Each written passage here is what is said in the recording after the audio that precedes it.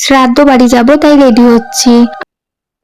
আমার একটা বান্ধবী আছে, আমার বান্ধবী ঠাকুমা মারা গেছে, তার শ্রাদ্ধেতেই যাব।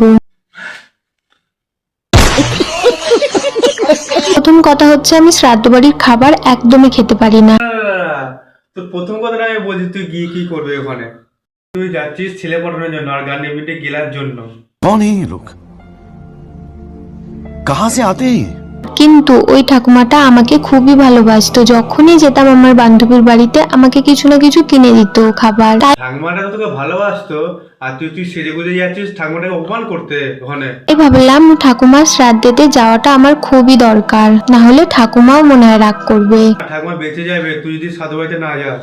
আজকে আমি ভেবেইছিলাম যে আজকে আমি তাড়াতাড়ি রেডি হব, কিন্তু আমি যে তাড়াতাড়ি রেডি হতেই পারি না। তাই আমার ঠাকুমা যদি মরতো না, তোকে আমি ঝ্যাঁটা বিটা করতাম, তোকে ঝ্যাঁটা বিদায় করে তোকে বিদায় করতাম তোকে আমি ওখান থেকে। আমাকে ফেলে রেখে সবাই চলে গেল, কি আর করবো তাহলে তুই ভাব, তুই এত সেজে গুজে সাজিস গুজিস, তোর বাইরের লোক থেকে একা ছেড়ে দিয়ে চলে গেল সবাই।